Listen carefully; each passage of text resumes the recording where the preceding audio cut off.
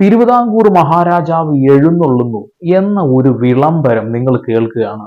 നിങ്ങൾക്ക് ആദ്യം തോന്നുന്നത് എന്താകും? നല്ല തമാശ തോന്നും അല്ലേ? ജനാധിപത്യ രാജ്യമായിട്ടുള്ള ഈ ഒരു രാജ്യത്ത് രാജഭരണമൊക്കെ അവസാനിപ്പിച്ചിട്ടുണ്ട്. പക്ഷേ ഇപ്പൊ ആറ്റുകാൽ പൊങ്കാല നടക്കുന്ന സമയത്ത് കവടിയാർ കൊട്ടാരത്തിലെ ഇളമുറ തമ്പുരാൻ, ഏതോ തമ്പുരാൻ എഴുന്നള്ളി, രാജാവും രാജകുമാരിയും ഒക്കെ കൂടെയാണ് എഴുന്നള്ളിയത്. ഇതൊരു രഥം പോലെയൊക്കെ ഉണ്ടാക്കിയ ഒരു വാഹനം. എന്നിട്ട് ആളുകൾക്ക് ഇങ്ങനെ കൈ കാണിക്കുന്നതായിട്ടുള്ളതാണ് വീഡിയോ. നിങ്ങൾ എല്ലാവരും കണ്ടിട്ടുണ്ടാവും. അപ്പോഴാണ് എനിക്കൊരു കാര്യം ഓർമ്മ വന്നത്. അതായത് ആറ്റുകാൽ പൊങ്കാലയുമായിട്ട് കവടിയാർ കൊട്ടാരത്തിന് എന്തെങ്കിലും ബന്ധമുണ്ടോ എന്നൊന്ന് അന്വേഷിക്കണം. പത്മനാഭസ്വാമി ക്ഷേത്രം അവരുടെ സ്വന്തമാണെന്നൊക്കെയല്ലേ പറയുന്നത്. കോടിക്കണക്കിന് രൂപ, ലോകത്തിലെ ഏറ്റവും കൂടുതൽ സമ്പത്തുള്ള അമ്പലമാണ് അല്ലെ. അപ്പോ അതുമായി ബന്ധപ്പെടുത്തി നോക്കുകയാണെന്നുണ്ടെങ്കിൽ കവടിയാർ കൊട്ടാരത്തിന് ആറ്റുകാൽ അമ്മയുമായിട്ട് എന്തെങ്കിലും ഒരു ബന്ധം വേണ്ടേ? ആ ഒരു ക്ഷേത്രവുമായിട്ട്. അങ്ങനെ അന്വേഷിച്ചിറങ്ങിയപ്പോഴാണ് എനിക്ക് ആ ഒരു നഗ്ന സത്യം മനസ്സിലായത്. ആ രാജകുടുംബവുമായിട്ട് ഈ ക്ഷേത്രത്തിന് ഒരു തരത്തിലുള്ള ബന്ധവുമില്ല എന്ന്. അതുകൊണ്ടൊക്കെ തന്നെയാണ് ഇത്രയും വർഷമായിട്ട് പോലും ഒരു ആറ്റുകാൽ പൊങ്കാലയ്ക്ക് പോയിട്ട് അവര് പൊങ്കാല ഇടാത്തത്. അവിടെ സ്ത്രീകൾ പൊങ്കാല ഇടാറില്ല. എവിടെ പോയിട്ട്? ആറ്റുകാലിൽ പോയിട്ട്. തൊട്ടപ്പുറത്തതാണ് അല്ലെ. പക്ഷെ ചെയ്യില്ല എന്നുള്ളതാണ്. അപ്പോൾ ആറ്റുകാൽ പൊങ്കാലയ്ക്ക് ഒരു ചരിത്രമുണ്ട്. വളരെ കുറച്ച് സ്ത്രീകൾ മാത്രം പോയിരുന്ന ഒരു ചെറിയ അമ്പലമാണ് ഈ പറയുന്ന ആറ്റുകാൽ അമ്മയുടെ ഈ ദേവീക്ഷേത്രം. അപ്പോൾ കുറച്ച് ആളുകൾ മാത്രം പോകുന്നു. ആ ഒരു ഉത്സവ ദിവസങ്ങൾ, അതായത് പൊങ്കാല ദിവസങ്ങളിൽ ഒരു 10-15 പേര് മാത്രമായിരിക്കാം ഏറിയാൽ അവിടെ പൊങ്കാല ഇട്ടിരുന്നത്. കാലക്രമേണ അത് 500-ലൊക്കെ എത്തി. അപ്പോഴേക്കും ഇവിടെയുള്ള ഈ കൊച്ചമ്മമാരൊക്കെ അത് അന്വേഷിക്കാൻ തുടങ്ങി. കാരണം അവരെ വീട്ടിൽ പണിക്ക് വരുന്ന സ്ത്രീകളാണ് കൂടുതലായിട്ടും ഇതിന് പോകുന്നത്. അപ്പൊ കൊച്ചമ്മമാരൊക്കെ അന്വേഷിക്കുകയാണ് എന്താണ് സംഭവം എന്ന്. അപ്പൊ അവർ കാര്യങ്ങളൊക്കെ വിശദമായിട്ട് പറഞ്ഞു കൊടുക്കണം. ആറ്റുകാൽ പൊങ്കാല ഇങ്ങനെയാണ് എന്നൊക്കെ പറയുമ്പോൾ അവർ പറയുന്നത് എന്താ വെച്ചിട്ടുണ്ടെങ്കിൽ, എന്നാൽ ഞങ്ങൾക്കും കൂടി ഒന്ന് ചെയ്യൂ. പക്ഷെ ഞങ്ങൾക്ക് വരാൻ കഴിയില്ല, ആളുകളൊക്കെ കാണും. അതുകൂടാതെ ജാതിയിൽ താഴ്ന്ന ആളുകൾ നടത്തുന്ന ഒരു പരിപാടിയാണല്ലോ അല്ലെ. അപ്പൊ അതിലേക്ക് അവർക്ക് പോവാൻ ഒരു ബുദ്ധിമുട്ട്. അവര് നിരന്തരം പോകുന്ന പത്മനാഭസ്വാമി ക്ഷേത്രത്തില്, അതായത് ആ രാജാവ് രാജകുടുംബത്തിന്റെ ഒക്കെ ആ ഒരു പക്ഷം ചേർന്ന് പിടിച്ചുകൊണ്ട് അവര് പത്മനാഭസ്വാമി ക്ഷേത്രത്തിലും പിന്നെ വലിയ വലിയ ക്ഷേത്രങ്ങളിലും പോകാൻ തുടങ്ങി. ഇങ്ങനെ പൊങ്കാലയ്ക്കൊന്നും പോവില്ല. എന്നിരുന്നാലും ആരും അറിയാതെ എനിക്കും കൂടി ഒന്ന് പറഞ്ഞിട്ട് പൊങ്കാല ഇടാൻ വേണ്ടിയിട്ട് പാവപ്പെട്ട സ്ത്രീകൾ അറിയിക്കും. അങ്ങനെ കാലക്രമേണ ഈ ഒരു പൊങ്കാല ഭയങ്കര അധികം ആളുകളിലേക്ക് എത്തി തുടങ്ങിയതാണ്. ഏകദേശം 2000-തോടനുബന്ധിച്ച് ഇവിടെ ആളുകൾക്ക് ഭക്തി കുറച്ച് കൂടുതൽ തലയിൽ ഏറ്റി വെച്ചൊരു കാലമാണ് അല്ലെ. 2000-ന് ശേഷം ഇങ്ങോട്ട് കൂടുതൽ ആളുകൾ ഇങ്ങനെ വിശ്വാസങ്ങളിൽ ഏർപ്പെടാൻ തുടങ്ങി, ആചാരങ്ങളിൽ മുഴുകാൻ തുടങ്ങി. അതിന്റെ ഭാഗമായിട്ട് ഒരുപാട് ആളുകൾ അറിഞ്ഞു. എന്നിരുന്നാലും ആ ഒരു സമയത്ത് പോലും കവടിയാർ കൊട്ടാരത്തിൽ നിന്നുള്ള രാജാവ് രാജകുമാരിയും അവരൊന്നും അങ്ങോട്ട് വരാറില്ല. കാരണം വരേണ്ടതായിട്ടില്ല. കീഴ്ജാതിക്കാരായ ആളുകൾ പങ്കെടുക്കുന്ന ഈ ഒരു പരിപാടിയിലേക്ക് അവർക്ക് വരേണ്ടതായിട്ട് യാതൊരു കാര്യവുമില്ല. എന്നാൽ ഈ 2 വർഷത്തിനിടയായിട്ട് ഇവർ ഇങ്ങോട്ട് നിരന്തരമായിട്ട് വരുന്നുണ്ട്. അതൊരു ആചാരമായിട്ട് മാറിക്കൊണ്ടിരിക്കുകയാണ്. അതായത് തിരുവിതാംകൂർ മഹാരാജാവ് എഴുന്നള്ളുന്നു, ഇതാണ് ആചാരം. ആ സമയത്ത് അവിടെയുള്ള ആളുകളൊക്കെ ഇങ്ങനെ നോക്കണം. ഇത് വല്ലാത്തൊരു ചതിയാണ് എന്നാണ് ഞാൻ പറയാനുള്ളത്. കാരണം പണ്ട് കുറച്ച് പാവപ്പെട്ട സ്ത്രീകൾ മാത്രം പോയിരുന്ന ഈ ഒരു സ്ഥലത്തേക്ക് പിന്നീട് ഒരുപാട് ആളുകൾ വന്നു തുടങ്ങി. പിന്നീട് സോഷ്യൽ മീഡിയ ഒക്കെ വലിയ രീതിയിൽ സജീവമായപ്പോൾ ഈ ഒരു സംഭവമൊക്കെ വീഡിയോ അങ്ങോട്ട് എടുക്കാൻ തുടങ്ങി. ലോകമെമ്പാടും ആറ്റുകാൽ പൊങ്കാല ചർച്ചയായി എന്നുള്ളതാണ്. ഏകദേശം 500-1000 ആളുകൾ മാത്രം വരുന്ന സ്ഥലത്ത് ഇപ്പൊ 1.5 ലക്ഷത്തിന്റെ മുകളിൽ ആളുകൾ വരുന്നു എന്നാണ് പറയുന്നത്. അത് 40 ലക്ഷം 50 ലക്ഷം എന്നൊക്കെ പൊലിപ്പിച്ചുകൊണ്ട് ഇവിടെയുള്ള ന്യൂസ് ചാനലുകൾ കാണിക്കുന്നുണ്ട്. അതൊക്കെ എന്തായാലും നുണയാണ്. ഇനി ഇതൊക്കെ പോട്ടെ, ഇങ്ങനെ ഈ ഒരു പാവപ്പെട്ട സ്ത്രീകൾ കണ്ടുപിടിച്ച ഈ ഒരു അമ്പലവും ഇതുമായി ബന്ധപ്പെട്ടിട്ട് വേറൊരു ചരിത്രം കൂടിയുണ്ട്, അല്ലെങ്കിൽ ഒരു ഐതിഹ്യം കൂടിയുണ്ട്.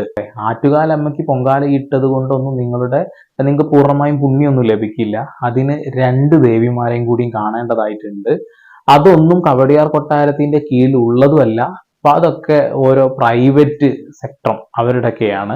ഓക്കെ, അപ്പോൾ ആ 2 ആറ്റുകാൽ അമ്മയുടെ അനുജത്തിമാരായിട്ടുള്ള മരുതുംകുഴി ഉദയന്നൂർ ദേവി, മഞ്ചാടിമുട്ടിലെ തൊഴുവൻകോട് ദേവി, പിന്നെ തമിഴ്നാട്ടിലുള്ള ഒരു ദേവിയുണ്ട്.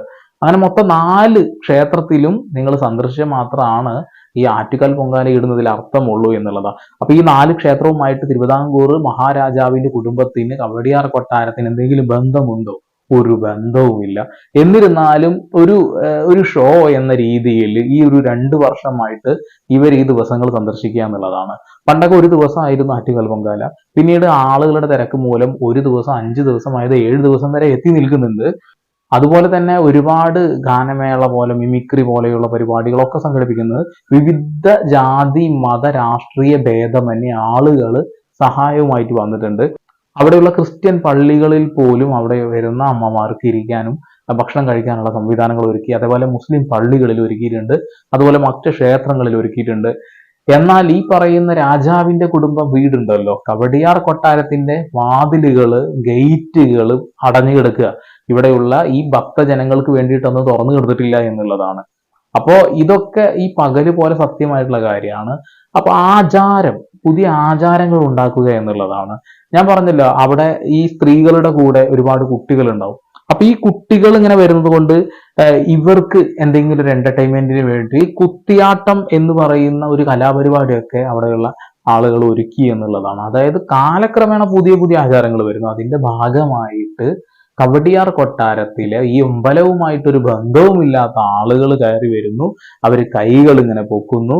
അതിലെ നമ്മളെ പത്മശ്രീ മേഡത്തിന് അറിയാമല്ലോ. അതായത് ഞാനത് പറയുന്നില്ല, എന്തിനാ വെറുതെ ഇടയ്ക്കിടയ്ക്ക് അത് പറഞ്ഞിട്ടില്ലേ, നമുക്ക് തന്നെ നാണക്കേടായിട്ടുള്ള കാര്യമാണ്.